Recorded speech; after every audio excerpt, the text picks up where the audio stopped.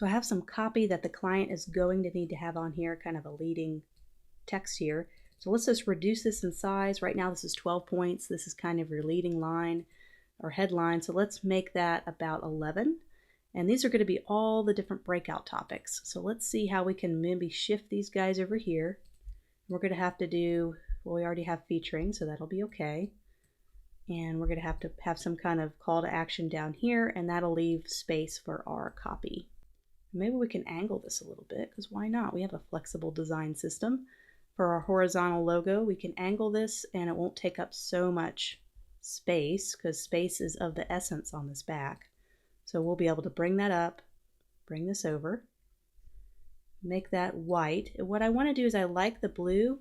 It's not quite strong enough to really see white text, and it's not quite strong enough to read black text. So what we may need to do is have another bubble that's blue on this side. And then make this one. So that'll kind of contain our information for our people. And I'm going to need to rotate this just like we did before with the logo and maybe have it right here. So that'll contain the people, because I think blue looks good there. And let's make this a better readable color. We could try orange. That looks very high impact. We could also bring in the texture that we have over here somewhere on the back. So it might be too busy to have over here. It's going to fight with the text, but I think over the blue it might work just fine. Just finding a way to incorporate that system in here, that design system, and being consistent concepts. All right, well, that'll work for now. I know it's not perfect.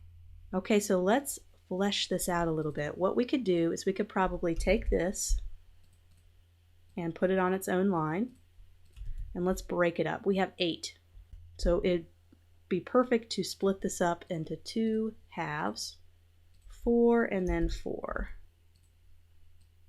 And we need to make this a bit smaller, maybe 10, as long as we don't make it smaller than 8. 8 is pretty small unless you're doing fine print copy. So let's find a way. This is no bell. We also have Gotham bold we can use. And we can even make this a smaller size. Make this a bit bigger, just to break it up a little bit. Just like we did with our editorial magazine, we'll have to have kind of a header and then a subheader. Let's see if No Bell has a lighter version. I might need to go with I need a regular weight, and I don't have a regular weight in No Bell or Gotham. So in that case, I've been using Avenir. Just want to use a book or maybe a medium. Make that a 10. I just needed a regular weight. I can always download the regular weight of Gotham or Noble, but in this case, I think this will work. Let's make this the same typeface as the headline and then make it smaller. You can always tighten the spacing if we needed just a little bit more condensed look, as long as it doesn't affect the readability. So this is where lines, dividing lines, bullet points, these all really come in handy. So let's put a little more spacing here so those can breathe. A little leading. Let those breathe a little bit. We have lots of room. Let's do some lines, some dividing lines, just to kind of divide everything up. Put some spacing. And notice how this is fitting really nicely in this orange space. Kind of how this dips down and it just happens to fit nicely with the bullet points. There's not a whole lot of big gaps left over. Everything kind of hugs with each other and kind of flows well and nicely together. So let's do some bullet points, and you know what we could do? Instead of a boring bullet point, we have something in our design system that could work. We have our little plus sign thing, or crop mark, or whatever you want to call it, and that can actually be white, because I don't think that orange looks very good over the blue. And let's bring this in. These could be our bullet points, because that would be consistent with our brand, wouldn't it?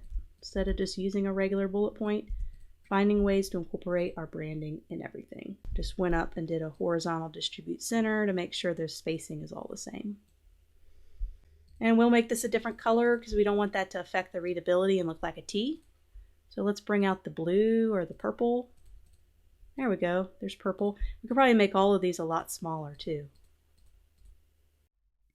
And we could screen back a photo back here just to kind of spice up this background.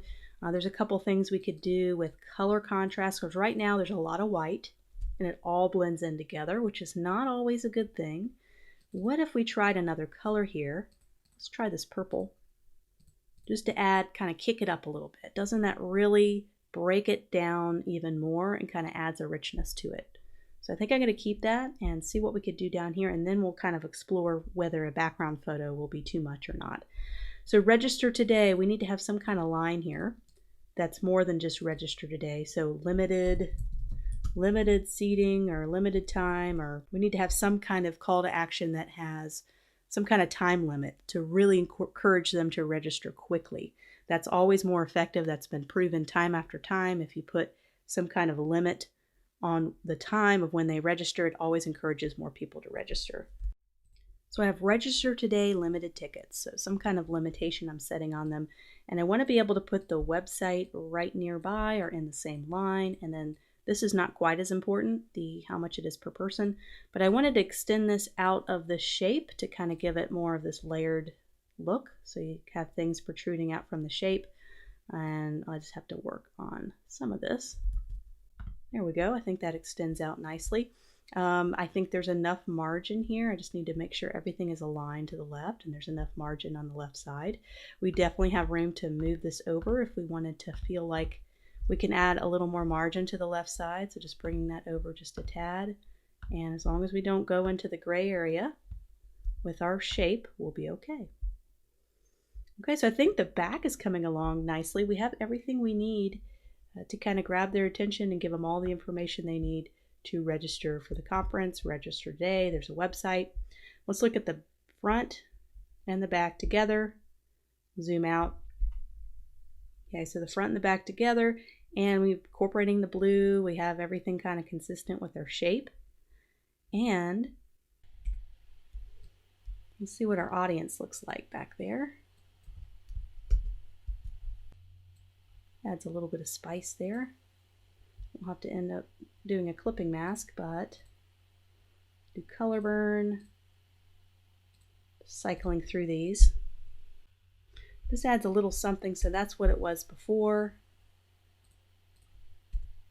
and that's after. So just adds some people shots in there. So I'll just need to duplicate this shape and then just add a clipping mask so I can make sure there's not a picture, part of the picture that goes down there. Okay, so front and back, I'm happy. Let's go ahead and get this ready to send. We could just send it as JPEGs or PDFs to the client for approval, and let's say we have approval. Let's go ahead and get this ready for print. So I'm going to save it first, and I'll be right back. So the process for this will be just like our poster. We're going to make sure everything extends out to bleed, which it does everywhere. We're going to want to make all these gray areas that need to be white or untouched. We need to just go ahead and flip that to white and just leave that there so that they can have room for all the postal regulations. So that's done. We have made sure everything was aligned properly. Just need to go ahead and create outlines. A quick proof color. Make sure the colors are going to look good.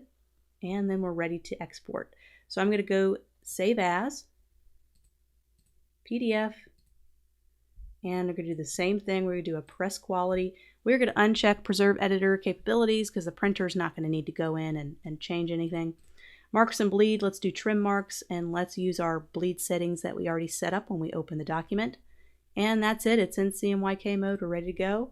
It's going to save both sides as 2 PDF pages in 1 PDF, which is how the printer likes it.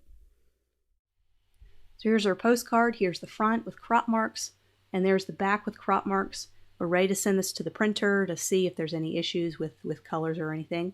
Or yay, we have a postcard, we have a poster, we have a logo design, we have a lanyard. Next up, we're going to do signage, a welcome sign, and some signage to put at the conference. This is going to be large format printing, so everything's going to be super duper large, and I'll teach you kind of how to deal with such large files. There's actually a few tricks to kind of bring that file size down and to make it more manageable. So we're going to do that, and then we're going to move on to digital items.